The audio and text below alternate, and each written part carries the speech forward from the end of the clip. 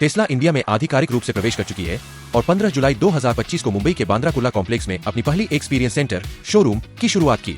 Company ने अपने पहले मॉडल के रूप में टेस्ला मॉडल Y SUV को भारतीय बाजार में उतारा है। यह गाड़ी फिलहाल चीन के शंघाई प्लांट से आयात की जा रही है और इसकी कीमत 68 लाख के बीच है, जो भारत में भारी आयात शुल्क के कारण काफी अधिक है। नीतिगत बदलाव और टेस्ला की रणनीति। भारत सरकार ने मार्च 2024 में एक नई इलेक्ट्रिक वाहन नीति लागू की, जिसके तहत वे निर्माता जो $500 मिलियन करीब 4,150 रुपए करोड़ का निवेश और 3 साल में भारत में मैन्युफैक्चरिंग यूनिट स्थापित करने का वादा करेंगे, उन्हें 15% की रियायती आयात ड्यूटी पर हर साल 8,000 EVs आयात करने की अनुमति दी गई है।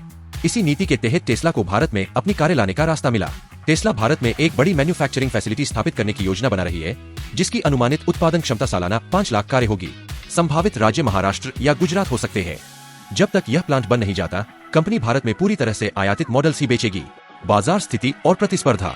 भारत में इलेक्ट्रिक गाड़ियों की बिक्री तेजी से बढ़ रही है, लेकिन कुल वाहन बिक्री का अब भी केवल 3-5% हिस्सा ही EVs है।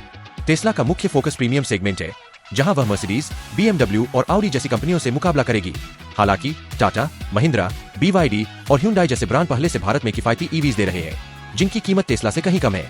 विशेषज्ञों का मानना है कि अगर टेस्ला को भारत में व्यापक सफलता चाहिए तो उसे एक सस्ता मॉडल 25 लाख रेंज में लॉन्च करना होगा, क्योंकि मौजूदा कीमतें सिर्फ ऊंचाई वर्ग तक सीमित है।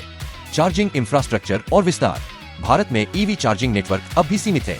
टेस्ला ने मुंबई और दिल्ली में अपना सुपरचार्जर नेटवर्क शुरू करने की योजना बनाई है, लेकिन यह अभी शुरुआती चरण में है।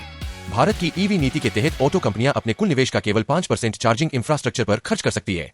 स्थानीयकरण और नौकरियां। टेस्ला भारत में बिक्री, सेवा और कंपोनेंट सोर्सिंग के लिए मुंबई और पुणे में नौकरियों के लिए भर्तियां कर रही है। कंपनी ने भारत में विभिन्न मॉडल्स के लिए होमोलोगेशन प्रमाणन भी प्राप्त कर लिया है। भारत में टेस्ला की डायरेक्टर लिस्ट में वैभव तनेजा, जो कंपनी के ग्लोबल CFO है, भी शामिल है। निष्कर्ष।